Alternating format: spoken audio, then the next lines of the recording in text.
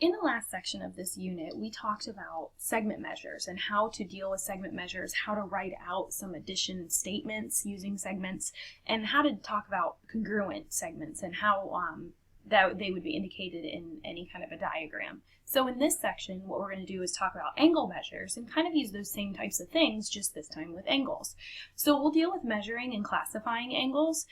At first, it'll be kind of just talking about the degrees like in the video, and then when we get to class we'll deal with a protractor and kind of refresh your memory on how to work with those. Then we'll identify and use congruent angles and the bisector of an angle. So mainly what I'm going to deal with is a bunch of vocab and then making sure that you understand how these pictures are set up and what things in there are really important for you to notice. So let's talk about some vocab. First, we've got angle, and an angle is formed by two non-collinear rays with a common endpoint. And so remember that non-collinear means they're not on the same line, and it just has to have a common endpoint. Then we have the sides of an angle, and the sides are just your rays that make up your angle. We have a vertex, which is the common endpoint, so the point where the two rays come together. The interior, which is inside the angle, and exterior, which is outside the angle, and then our degree, which is just the measurement that we use for angles.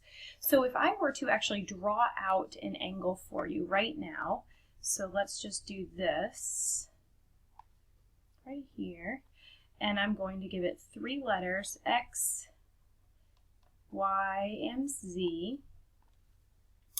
This would be, our sides would be ray XY and ray YZ, and actually now that I'm looking at that, I can't call it XY, sorry, because we have to use the vertex, so I'm going to call it ray YX and draw the arrow this way, and then ray YZ. There we go.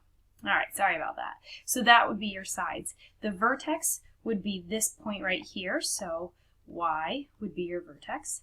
Interior, I can't really indicate it with letters, so what I'll do is some shading. So I'll use this color, this side would be your interior, and then for exterior I'll do a darker blue, so this side out here would be your exterior, and then degree measurement, it would just be something like 85 degrees, and that little symbol is your degree symbol. So that's how all of those work together. Then we move into different types of angles. So the 4 that are really important to know are right angles, acute angles, obtuse angles, and then a straight angle. And straight angle isn't something that you necessarily hear all the time, but it's important to know because it's just a line. So when we first talk about right angle, it's just an angle whose measure is 90 degrees, which I think you all kind of know already. Acute, it has to be between 0 and 90, and then obtuse, it has to be between 90 and 180. And so we have those 3 types, and we need to be able to classify them so we can understand whether or not our diagrams actually make any sense. Then we have our straight angle, which is just a straight line, and that is equal to 180 degrees, so no more, no less. We've got an angle bisector, which is a ray that splits an angle into 2 congruent parts. And we talked about segment bisectors in the last section. So this one is just the same idea, but it's just with angles. And then we have congruent angles, and those would be angles with the same degree measure. So that's kind of it for the vocab portion of it. But now you have to know, how do you read these diagrams and these symbols and things that you're going to see throughout this section? First thing is the term angle. Angle is always indicated by this symbol right here. So if you see that, it's talking about an angle. Now, when it comes time to name an angle, you have a couple of different ways to name, let's say, this particular angle right here. So XZW could be the one name of the angle. WZX could be another name for the angle. Angle Z could be another name, or angle 1 right here. So sometimes you'll see numbers in there. So something to keep in mind is what you'll notice is that Z and Z, that is your vertex. So when you're naming these angles, you have to put your vertex in the middle. The letters on the outside are just the other 2 that come towards Z or away from Z.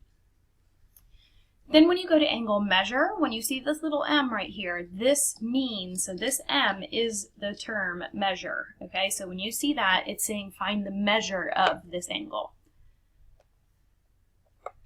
All right, when we talk about congruent angles, so we put these little arcs. See this little arc right here and here? So congruent, I would say angle GFH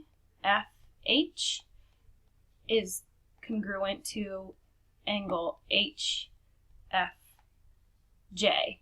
And make sure you put your angle symbol in there, not just your letters. Make sure that you indicate also which angles you're talking about, because we can't just call this angle F anymore because there are two different portions, or really three different portions to that angle. When you see right angles in any kind of a diagram, what you'll see is this little box thing right here. And so that is what tells you that the measure of angle BAC is equal to 90 degrees. And so remember, A is the vertex, so that it has to go in the middle. You could also call it the measure of angle CAB. That is okay as well, as long as you have that middle letter in place. And then I guess I could come back up here and even say angle HFG is congruent to angle, and we could keep this one in the right order, HFJ. It doesn't make any bit of a difference. Just know that we're talking about this angle and then this one down here. Okay, so now I'm going to deal with this example and how would we draw this thing out using the vocab and the things that we know. So let's start with this concept right here. Ray KJ, remember this is a ray, and ray KM are opposite rays. So what is an opposite ray? They are rays that are on the same line. So I'm going to go ahead and draw a line right here. And K needs to be between J and M. Okay, so here's one ray, KM. Here's the other, KJ, and they are opposite, so they are all collinear. Then I'm asking you to draw KL in your diagram. So I didn't indicate anywhere that it has to go, so you're just going to go ahead and draw in a ray. And let's say, oops, I don't want to use that arrow. I'm going to use this one. Let's say it goes, I don't know, here. Why not? That looks good. And so we'll put our point and put L. So there's ray KL. So in our diagram, what we're going to do is indicate that KN, so this is ray KN, bisects angle JKL. Well, see, angle JKL is here.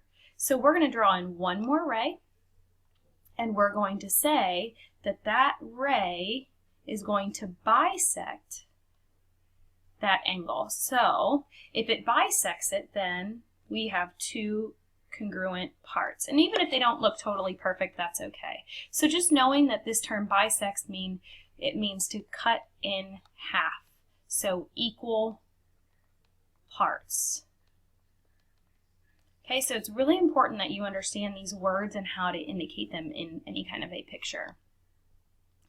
And then for our last example, what I'm going to show you is angle addition and how to work with that. So we can tell just the way this is set up, these aren't congruent, but in addition to that, it's not even marked as congruent, so we can't make any kind of assumption. But what do you see here? You see one big angle, right? XWV, right there. That's one big angle. Well, you'll also notice that we have two smaller angles within that, XWY, and then we also have YWV. So what we can do is say that if we take angle, the measure of angle XWY, and then we add to that the measure of angle YWV, we can get the whole angle of XWV. So the same thing that we did with the segments, just working with the angles, that we have the two smaller portions that add together to give you the whole portion. So when you come in class, we will actually deal with these measurements and deal with some expressions and equations and how to work with those and making sure that you understand this vocab.